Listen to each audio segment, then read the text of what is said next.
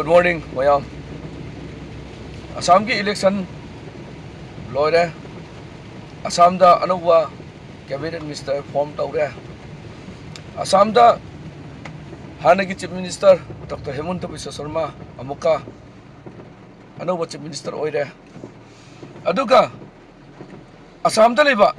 miti macha puna makitamak yamna luba wari. Hauzik अखोई Assam Meitei मचासिंग MLA और MP होइबंगमगद्रा असिनि क्वाइदगी अचौबा question Assam Meitei सिंसे चाही क्या ममांगदगी लेरकपनी ब्रिटिश की ममांगदगी लेरकपनी अखोई असम मैतै मचासिंसे इंडिजिनस नि हाइना अखोई खंजै खिलुनजियानि हाइना खंजै अदुना अखोई हौजिक करमाइना MLA ओइबा MP ओइबा अदुगी वखलोन खनबा मथौ ताई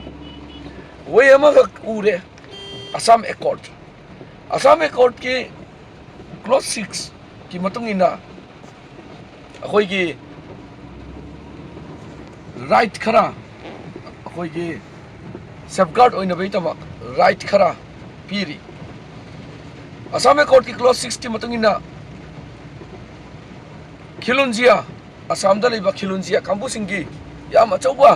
राइट लई अदुना हंदकी असम की कैबिनेट मिनिस्टर दा श्री अतुल बोरा महाक असम एकॉर्ड की इंप्लीमेंटेशन की मिनिस्टर्स ओइरी अदुना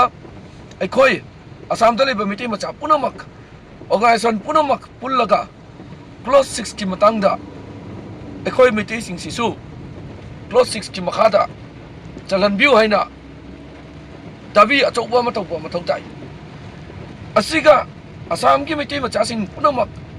क्लॉज 6 की असम एकॉर्ड की मखादा हेक चनखरबा देन अखोई मिटी गिसु असम मनुंगदा MLA की सीट रिजर्वेशन अमदी ऑटोमेटिक ओइरकनी हाइसे सी मयक सेंगबनी बिकॉज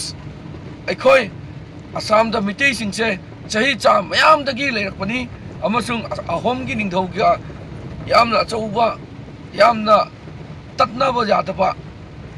मरी लेनै अदुगा लोइनना अखोई कसारी निंगथौ सिंगी मरक्तसु अखोई असम की मनुंगदा चन्ना अखोई मिटी मचा सिंगना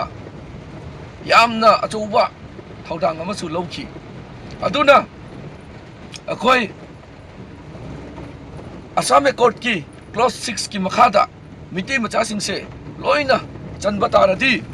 देन MLA अमा मिटी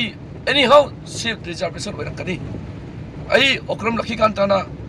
ऑल असम मिटीज इंडिजिनस हाइबतारे all Assam indigenous Meitei association की माइगैदगी मयामबु अपील तौजरी मयाम अमुक्ता क्लॉज 6 की असम एकॉर्ड की दमक पुंजल लगा मसा मसा की ऑर्गेनाइजेशन की माइकई की मैडम सुपिसन बा नत्रगा अमुक्ता पुनो पुल्लगा मयाम मैतै मचा अमा MLA ओहनबई तमक असी स्टेप से लौनबई तमक तौमिनसी हाइना मयाम बु खुरमजरी थैंक यू।